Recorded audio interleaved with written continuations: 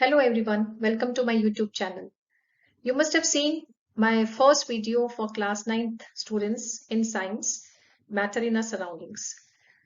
This is chapter 5, Fundamental Unit of Life. This is part 1 of the presentation. Part 2 में हम discuss करेंगे cell के different parts और उनके फंक्शंस. इस वीडियो में हम देखेंगे what is a cell, different types of cell, how can we see a cell and how material enter and exit from a cell. अर्थात एक सेल कैसा होता है, कितनी तरह का होता है, कैसे उसे देखा जा सकता है और उसके अंदर या बाहर कैसे गैसेस या लिक्विड्स उसके अंदर या बाहर आती जाती हैं. Name of the chapter is the fundamental unit of life. Fundamental का मतलब क्या होता है बच्चों? Basic unit. तो लाइफ की बेसिक यूनिट क्या है? हमने अपने चैप्टर 1 के वीडियो में पढ़ा है कि all matter is made up of a small unit called atom. Matter किसका बना होता है? एटम्स का बना होता है. इसी तरीके से all living organisms are made up of a smallest unit called cell. इससे आप क्या समझे? इसका मतलब हुआ, आप कहीं पर भी कोई भी बुक में देखेंगे, सब जगह एग्जाम्पल दिया होता है कि यदि आप एक बिल्डिंग को देखते हैं तो वो किसकी बनी होती है, उसकी बेसिक यूनिट क्या है? वो ईंटों से बनती है. तो brick is the smallest unit of a building. इसी तरीके से cell is the smallest unit of a living organism. चाहे वो प्लांट सेल है, चाहे वो एनिमल सेल है, both plant and animals are living cells, so they are made up of cells. ये सबसे पहले डिस्कवरी रॉबर्ट हुक ने 1665 में की. उन्होंने अपने प्रिमिटिव माइक्रोस्कोप में वो ऑब्जर्व कर रहे थे, एक स्लाइस ऑफ कॉर्क, पेड़ की छाल को देख रहे थे और उन्हें उसमें कुछ कंपार्टमेंट्स नजर आए. जैसे मधुमक्खी के छत्ते में कंपार्टमेंट्स होते हैं, वैसे ही उनको कुछ कंपार्टमेंट्स नजर आए और उन्होंने उन कंपार्टमेंट्स को नाम दिया सेल. तो सेल क्यों नाम दिया? क्योंकि लैटिन लैंग्वेज में सेल का मतलब होता है स्मॉल रूम. तो उन स्मॉल रूम्स को उन्होंने नाम सेल दे दिया, जो आज तक हम यूज कर रहे हैं. इसके बाद बहुत सारी डिस्कवरीज हुई. इसमें से कुछ डिस्कवरीज जो आपकी बुक में लिखी हुई है, यहाँ पे मैंने क्रोनोलॉजिकल ऑर्डर में इनकी डेट्स भी लिखी है बच्चों. लेकिन ये डेट्स याद करना इतना इंपॉर्टेंट नहीं है. Dates are not important. हमें ये पता होना चाहिए कि किस पर्टिकुलर साइंटिस्ट ने क्या डिस्कवर किया. तो यहाँ पे नाम है एक ल्यूएनहॉक. ल्यूएनहॉक ने फ्री लिविंग सेल्स ऑब्जर्व किए थे पॉन्ड वाटर में 1674 में. सेल की डिस्कवरी हो ही चुकी थी, अब उन्होंने फ्री लिविंग सेल्स देख लिए. रॉबर्ट ब्राउन ने न्यूक्लियस डिस्कवर किया 1831 में. एंड न्यूक्लियस क्या होता है? न्यूक्लियस एक सेल का वो पार्ट है, इंपॉर्टेंट पार्ट, जो सारे सेल की फंक्शंस को कंट्रोल करता है. ये हम अपने पार्ट 2 के वीडियो में पढ़ेंगे इसी चैप्टर की. पुरकिंजो ने सेल के अंदर जो फ्लूइड फिल्ड होता है उसको नाम दिया protoplasm. Every cell is filled with a fluid which is known as protoplasm. Schleiden and Schwann ने 1839 में ही अपनी सेल के बारे में जब इतनी डिस्कवरीज हो रही थी तो एक थ्योरी दी कि all plant and animal cells are composed of cells. सारे प्लांट और एनिमल्स किसके बने हैं? सेल्स के बने हैं. तो सेल जो है बेसिक यूनिट ऑफ लाइफ है. इन्होंने ये 2 पॉइंट्स अपनी थ्योरी के दिए. उसके बाद वर्च्यू ने इसमें एक और पॉइंट ऐड किया, all cells come from pre existing cells. इसका मतलब कि हर सेल कहां से आएगा? कोई ना कोई सेल एग्जिस्ट करता होगा जो मल्टीप्लाई करके या डिवाइड करके एक नया सेल बनाता है. तो ये 3 पॉइंट से हमारी बनती है cell theory. How can we see a cell? एक सेल को देखने के लिए हम क्या कर सकते हैं? After the discovery of electron microscope, complex structure of cell was seen. Electron microscope की डिस्कवरी के बाद हमें एक सेल का काफी कॉम्प्लेक्स स्ट्रक्चर नजर आया. लेकिन हम अपने लैब में एक सेल को दिखने के लिए कंपाउंड माइक्रोस्कोप यूज कर सकते हैं. What is a compound microscope? Compound microscope contain 2 lenses. One is objective piece, another is eye piece. इन दोनों की मैग्निफिकेशन ऐड होके हमें ऑब्जेक्ट का साइज नजर आता है और इसीलिए ये साइज काफी बड़ा नजर आता है compare to its original size. तो अगर हमें एक प्लांट सेल देखना है, उसके लिए हम एक एक्टिविटी कर सकते हैं. We can take an onion, slice it and then take a peel off onion. Peel का मतलब प्याज की हमने एक पतली सी झिल्ली लेनी है, keep it in water so that it doesn't dry up, then stain with safranin. Stain का मतलब होता है एक डाई जो कि सेल्स को डिफरेंशियली स्टेन कर देता है, जिससे कि हमें सेल के अलग अलग पार्ट्स नजर आए। उसके बाद हम इस मटेरियल को एक स्लाइड पर ट्रांसफर करते हैं, उस पर एक ड्रॉप ग्लिसरीन डालते हैं, इसको बोला जाता है mounting in glycerine, and then we observe it under a microscope. जब हम कवर स्लिप लगाते हैं स्लाइड के ऊपर तो हमें ध्यान रखना है कि there should not be any air bubbles in the slide. Microscope में हमें प्लांट सेल का ये स्ट्रक्चर नजर आता है, जिसमें सेल के बीच में कुछ गैप्स नजर आते हैं जो कि वैक्यूल्स हैं, empty spaces. Cell is surrounded by a thick layer of cell wall, और उसके अंदर एक पतली मेम्ब्रेन है जिसे हम सेल मेम्ब्रेन कहते हैं, and the nucleus is push to the side of the cell. क्योंकि सेंटर में वैक्यूल ने अपनी जगह ले ली है तो न्यूक्लियस साइड वेज पुश हो जाता है। अगर हमें एनिमल सेल देखना है तो हम कहाँ से देखेंगे? तो इसके लिए हम we can scrape our cheek sales.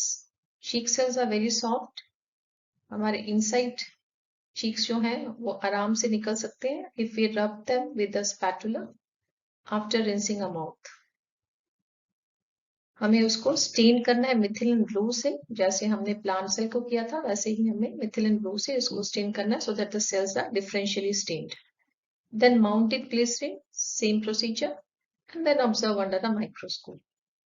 So here we see the cells are irregularly shaped and the cytoplasm is filled inside the cell and they have a nucleus which is centrally placed. So plant cell और animal cell में यही difference नजर आया कि plant cell में एक cell wall है and cell membrane भी है. Animal cell में this cell wall is absent and there are less number of vacuoles in animal cell and nucleus is in the center in animal cell, whereas nucleus is pushed to the sides in plant cell.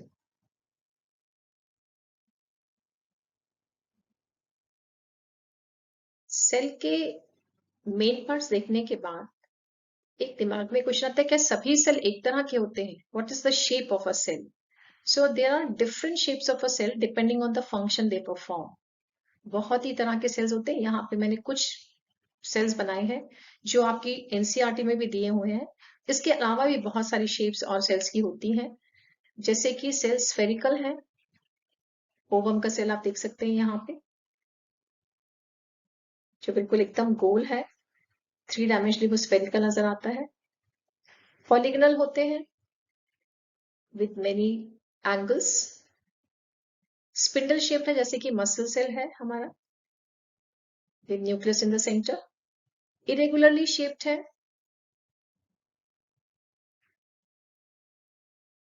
जैसे कि bone cells की बाहर की membrane देख सकते हैं irregularly है।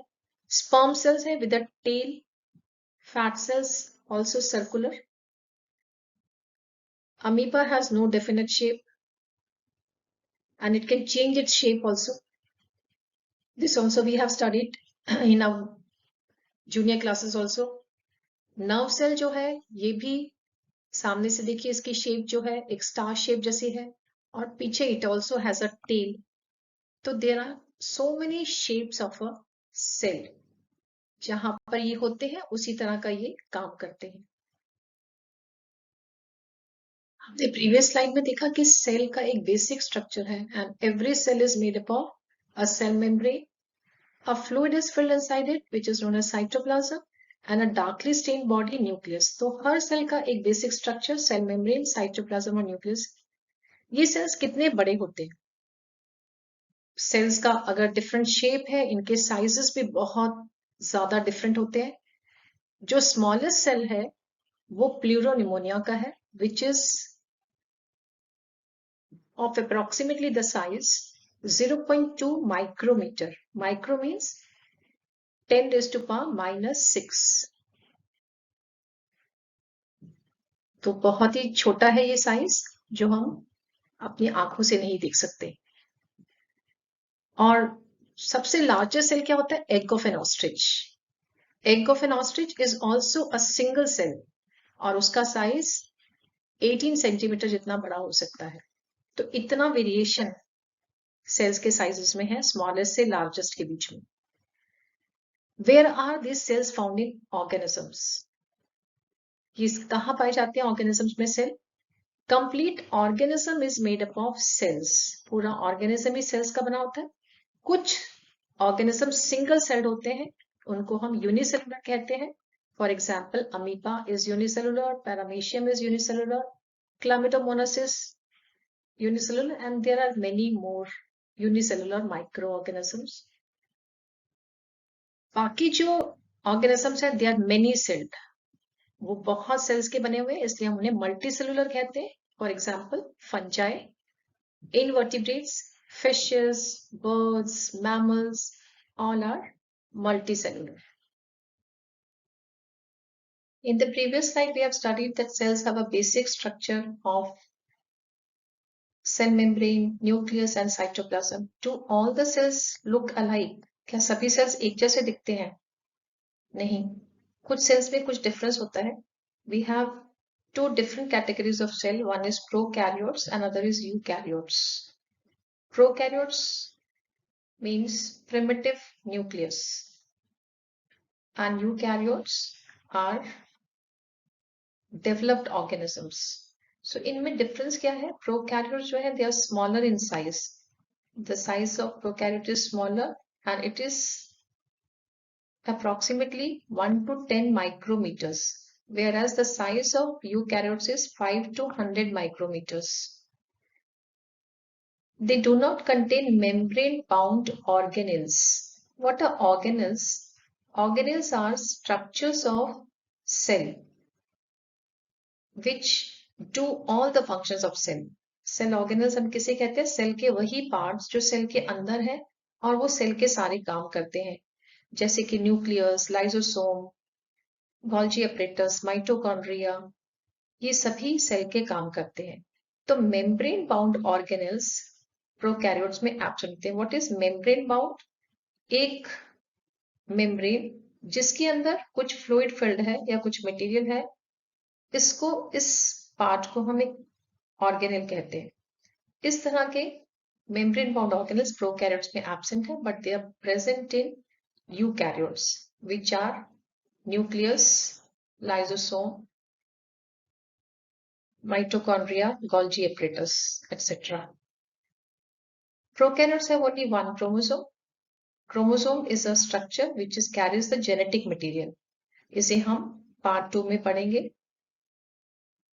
Eukaryotes में more than one chromosome है। न्यूक्लियर रीजन आप देख सकते हैं यहाँ पे is not well defined and nuclear membrane is absent. इस न्यूक्लियर रीजन को प्रोकैरियोट्स में न्यूक्लियोइड कहा जाता है। आप देख सकते हैं यहाँ पे इसकी मेम्ब्रेन नहीं है और इसीलिए जो हमने सेकेंड पॉइंट पढ़ा था कि membrane bound organelles are absent, इसका न्यूक्लिक एसिड सेंटर में साइटोप्लाज्म में बिखरा हुआ है। Whereas in eukaryotes, nuclear region is well defined and they are surrounded by nuclear membrane. यहाँ पे आप देख सकते हैं डार्कली स्टेन्ड न्यूक्लियस सेंटर में है, इसके बाहर एक न्यूक्लियर मेम्ब्रेन है और दूसरे भी मेम्ब्रेन बाउंड ऑर्गेनेल्स इसमें प्रेजेंट हैं। Prokaryotes में I have written here cell wall. Some prokaryotes are photosynthetic. They contain green pigment and they have cell wall, but the pigment is not contained in chloroplast. जैसे plants में chloroplast में pigment होता है, यहाँ पे membrane bound organelles नहीं है, तो ये chlorophyll वाला pigment एक वेसिकल में होता है।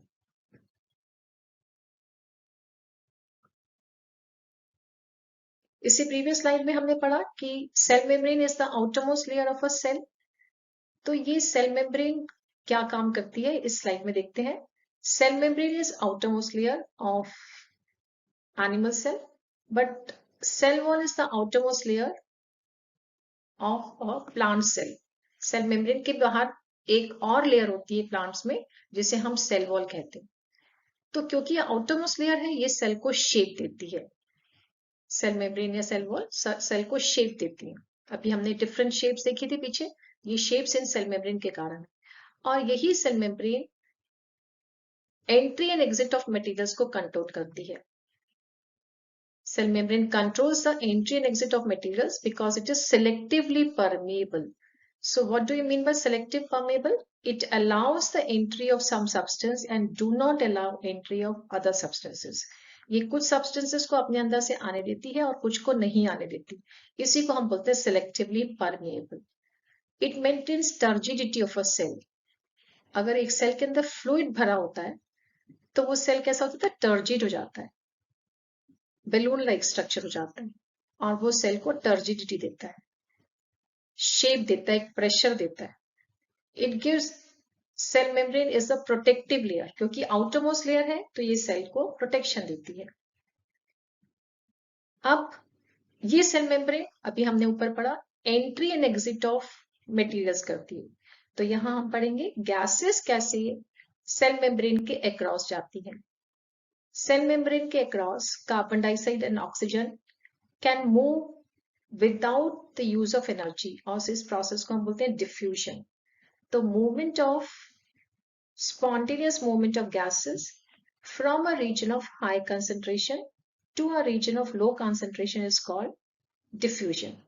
Diffusion से gases एक जगह से दूसरी जगह जा सकती हैं। अगर एक सेल में उसकी कंसंट्रेशन ज्यादा है, दूसरे सेल में नहीं है, तो ये गैसेस यहां से दूसरे सेल में या बाहर एनवायरनमेंट में भी जा सकती हैं। इसी को हम डिफ्यूजन कहते हैं। In the previous slide, we have seen how diffusion of gases take place. In this slide, we are going to study how movement of water take place from in and out of a cell. Movement of water is from a region of high concentration to low concentration through a semi-permeable membrane. इसका मतलब पानी अपने high concentration से अपने ही low concentration की तरफ जाता है और किसके थ्रू जाता है? सेमी परमेबल मेम्ब्रेन के थ्रू जाता है। पानी का हाई कंसंट्रेशन का मतलब हुआ बच्चों, पानी में पानी के मॉलिक्यूल्स ज्यादा है compare to solute dissolvent in it. ठीक है, और पानी की लो कंसंट्रेशन का मतलब क्या है? उसमें सॉल्यूट ज्यादा है, उसमें सॉल्ट ज्यादा है और उसमें सॉल्वेंट कम है। सेमी परमेबल मेम्ब्रेन मैंने आपको पीछे बताया। सेमी परमेबल मेम्ब्रेन का मतलब जो अलाउ करती है कुछ मॉलिक्यूल्स को अंदर जाने के लिए और कुछ को रोक देती है। तो ऐसे मूवमेंट को हम क्या कहते हैं? ऑस्मोसिस। ऐसी ऑस्मोसिस हम यूनिसेलुलर ऑर्गेनिज्म में देखते हैं जो पानी ऑस्मोसिस से अपने अंदर लेते हैं। हम रूट्स ऑफ प्लांट्स में देखते हैं जो पानी अपने अंदर ऑस्मोसिस से लेते हैं। हम ऐसा मूवमेंट क्यों देख पाते हैं? It is because of the amount of solute in water. कितना पानी में सोल्यूट डिसॉल्व हुआ है उसके ऊपर ही डिपेंड करता है कि पानी कैसे अंदर जाएगा। और तो इसका मतलब पानी में क्या है?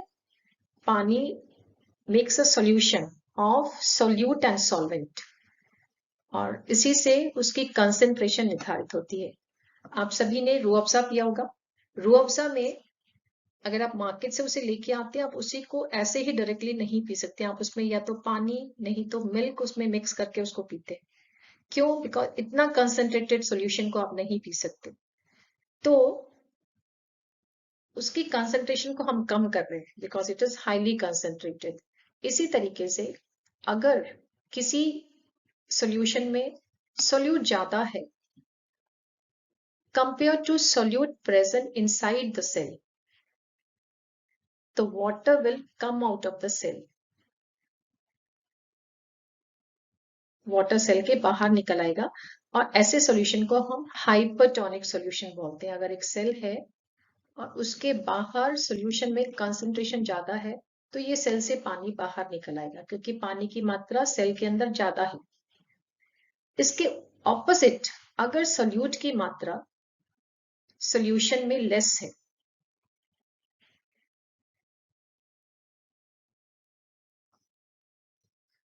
Compare to solute present inside the cell, ऐसे सॉल्यूशन को हम हाइपोटोनिक सॉल्यूशन बोलते हैं। अब इसमें क्या होगा, अगर एक सेल है और इसमें कंसंट्रेशन अंदर ज्यादा है और बाहर कम है, तो बाहर कम होने से क्या हुआ, पानी जो है अंदर चला जाएगा सेल के, और ऐसे सॉल्यूशन को हम क्या बोलेंगे, hypotonic solution. If the amount of solute is equal in a solution compared to solute present inside the cell, then it is called isotonic. अगर सोल्यूट की मात्रा सेल के बाहर और सेल के अंदर बराबर है, तो ऐसे सॉल्यूशन को हम आइसोटोनिक सॉल्यूशन कहते हैं। और इसमें मूवमेंट दोनों तरफ होता है, अंदर भी जा रहा है पानी, कुछ बाहर भी आ रहा है, लेकिन वो बराबर मूवमेंट हो रहा है, इसलिए हम उसको आइसोटोनिक सॉल्यूशन कहते हैं। Let us study the process of osmosis by an example or an activity. Here we are taking raisins. Raisins means किशमिश। हमने यहाँ पे एक बीकर लिया. We have taken 5 ml water in each beaker and kept 5 raisins in each beaker. तीनों ही beaker में हमने 5-5 ml पानी और 5-5 किशमिश डाली। लेकिन फर्स्ट बीकर में हमने 3 शुगर क्यूब्स डाले, ये सोचकर कि 3 शुगर क्यूब्स जितनी ही चीनी किशमिश के अंदर है। सेकेंड बीकर में हमने 5 शुगर क्यूब्स पानी में डाले, जबकि चीनी में 3 शुगर क्यूब्स हैं। और तीसरे बीकर में हमने 1 शुगर क्यूब डाला, जबकि चीनी किशमिश में 3 शुगर क्यूब्स हैं। फर्स्ट बीकर में the cells of raisins lose water and they gain water also, but there is no net gain or no net loss. इसका मतलब क्या हुआ कि किशमिश जो है वो पानी ले भी रही है और पानी छोड़ भी रही है, लेकिन वो इक्वल अमाउंट है, इसलिए हमें वहां पे किशमिश के साइज में कोई डिफरेंस नजर नहीं आता। Cells of raisins remains the same as neither they gain water nor they lose water.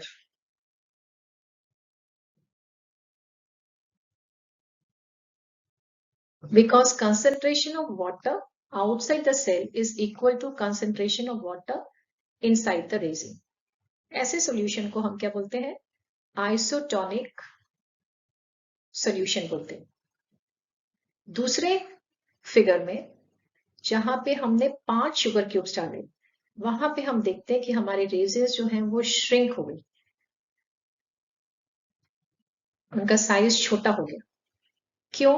क्योंकि उनके अंदर जो पानी था वो ज्यादा था और बाहर जो है पानी की मात्रा कम है, तो पानी रेजिन्स में से बाहर निकल आए। ऐसे सॉल्यूशन को हम हाइपरटोनिक बोलते हैं, जहां पे सेल के मुकाबले सेल के बाहर सोल्यूट ज्यादा है और पानी कम है। तो cells of raisins shrink as they lose water because concentration of water outside the cell is less than inside the raisin. तीसरे फिगर में बच्चों ध्यान से देखिएगा, जो रेजिन्स है वो स्वेल हो गई, फूल गई। अब फूली क्यों? क्योंकि इनके अंदर पानी चला गया। इसका मतलब पानी की मात्रा बाहर किशमिश से ज्यादा था और पानी किशमिश के अंदर घुस गया। तो cells of raisins swell as they gain water. Concentration of water outside the cell is more than inside the raisin. और ऐसे सॉल्यूशन को हम क्या बोलते हैं, हाइपोटोनिक सॉल्यूशन। तो ये एक्टिविटी ऑस्मोसिस को समझाने के लिए है। Hello students, hope you have understood what is cell, different types of cell in depending on the size and shape, how and where can we find cells, and then how entry and exit of material take place inside a cell. अगर आपको कोई भी doubt है, आप नीचे दिए गए comments में आप अपने डाउट्स पूछ सकते हैं। You can like and subscribe my channel to get the notification of my videos. आप नीचे दिए गए बेल आइकन को प्रेस कर सकते हैं जिससे आपको मेरे आने वाले वीडियोस की नोटिफिकेशन मिलती रहेगी।